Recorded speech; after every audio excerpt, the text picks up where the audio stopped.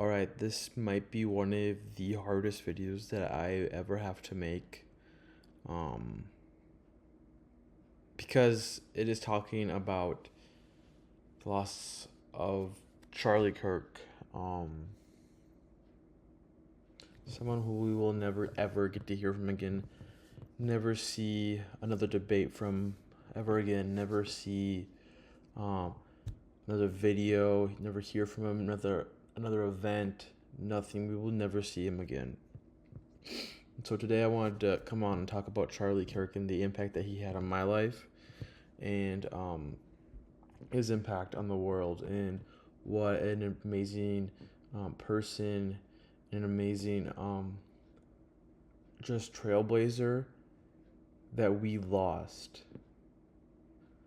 Um, I still can't comprehend the fact that Charlie Kirk is gone. I still can't. Today is day 3. It's Saturday, about 4 o'clock in the afternoon, and we lost him on would have been on Wednesday, and I. It was a really rough afternoon when that happened for me. Like insane that I couldn't do anything else. Um, Thursday was really hard for me. Friday was better, and I mean today it's getting better and whatnot. And life is starting to get back together. But like, man, was it crazy? And I just can't imagine what people close to him and what his family has gone through. It's just a tremendous. I have no script today. I'm just going off the top of my head. Just really just talking.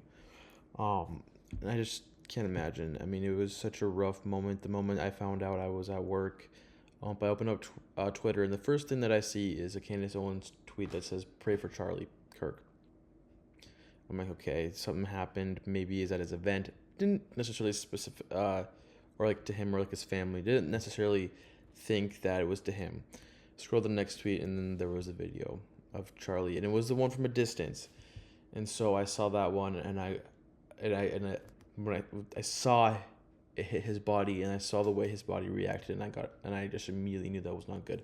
I was at work, and I dropped my phone, and I dropped to my knees, and just put my head in my hands, and I was just like, I couldn't believe it. Like I could not believe it, and just everyone was like, "What's going on? What's going on?"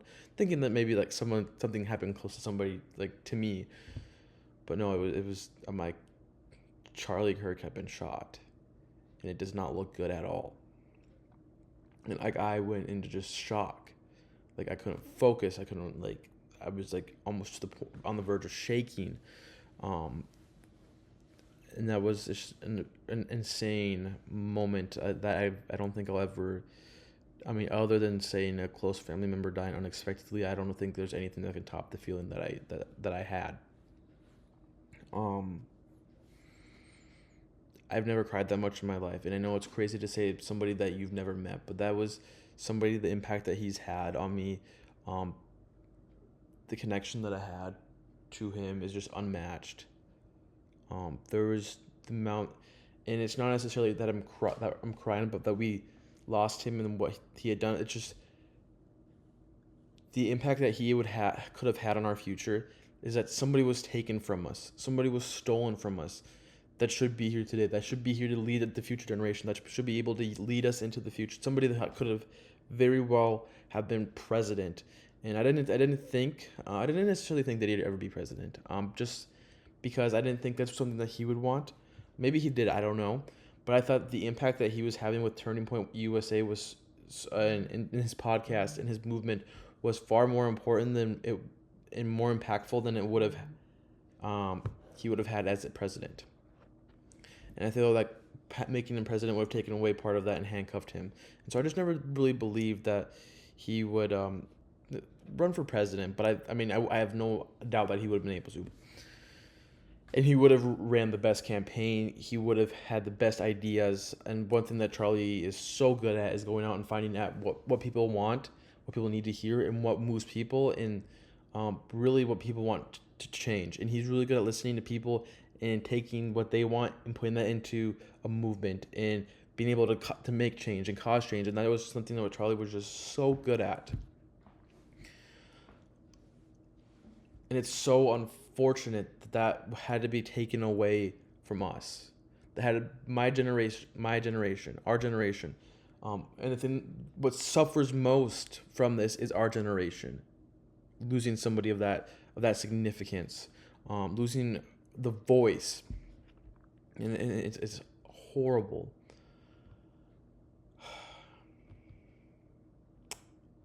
When we got the news that Charlie had passed, I was watching Megan Kelly and Shade Glenn back on.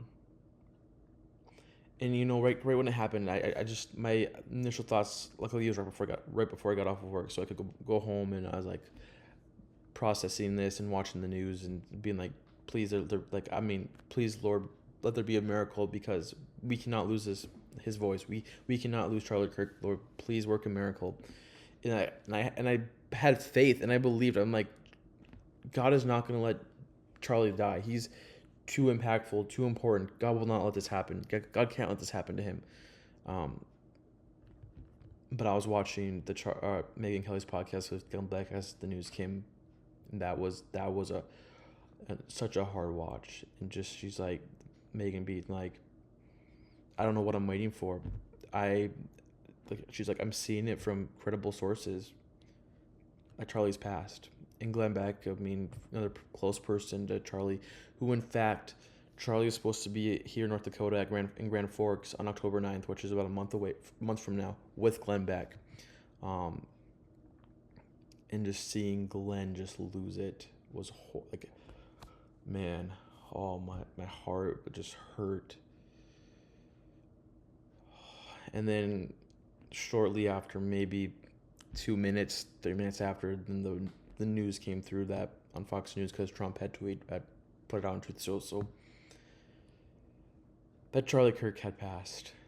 And when they brought up the picture of his face with the black background, and the years that he had lived, that's when I lost it, and I was just crying out, just hysterically, and I'm somebody who doesn't cry. I struggle with emotions, even in the right situations, or in situations that I should be sad. I struggle to be sad, and that's one of my downfalls. But at that moment, man, I lost it, and that was so hard to comprehend. It just didn't seem real, and nor could I understand that somebody that young and that important, they're gone. I've personally gone and seen Charlie Kirk speak. Front row. I've gone and seen Charlie Kirk here in my town.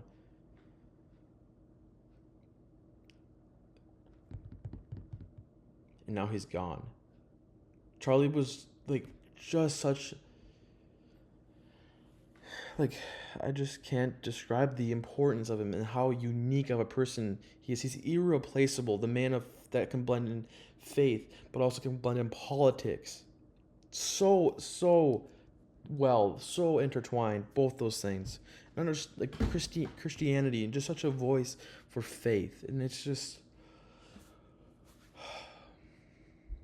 to see that gone is just horrible. He's just irreplaceable. He had Trump's ear. He was a phone call away from the White House, being answered on the first call. 31-year-old that could call up our president and be like, Mr. Trump, I think you need to be looking at this. I think you're missing something here. Or, Mr. Trump, I think that this person, you really got to give them a chance. He was one phone call away from the presidency, and so unique. I've followed Charlie, since I was in high school. Charlie, it would have been maybe 2017. I've known of Charlie since then. Since maybe even 2016, was it? I don't know. But really early on in the first Trump presidencies, really when I started to follow Charlie, or at least gain knowledge of who he was. And then really when him and Candace Owens did their first tour, I think it was 2018, those two together, that's when I really found out who Charlie was and began to follow him. But this is such a personal loss, for me. And it's crazy to be somebody I'd never met, but for it to feel so personal. I don't know, man. It's like we lost the voice of our generation.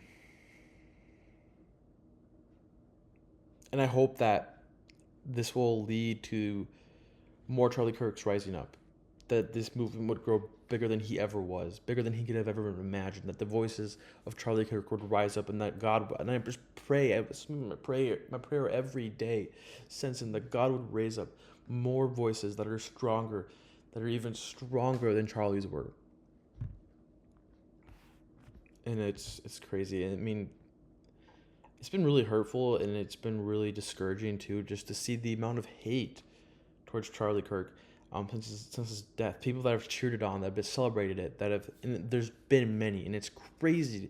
It's hard to comprehend because, like me, I mean, if Joe Biden or Barack Obama or AOC or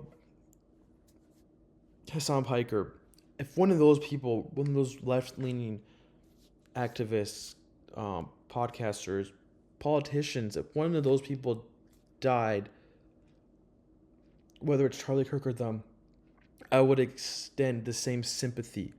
It doesn't matter who it is, whether I disagree with their politics or not.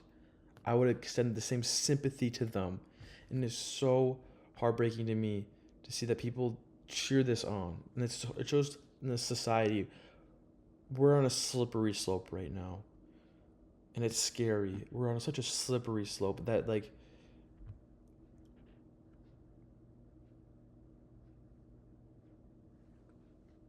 okay, well, yeah, and I want to get some of this stuff, all this stuff off the top of my head. Yeah. I mean, Charlie's impact on me is left an impact on me that will be there for the rest of my life. And I believe that this is my generation's JFK moment, and that we will all remember this moment. And this is the moment that caused change. And that's what I'm hoping.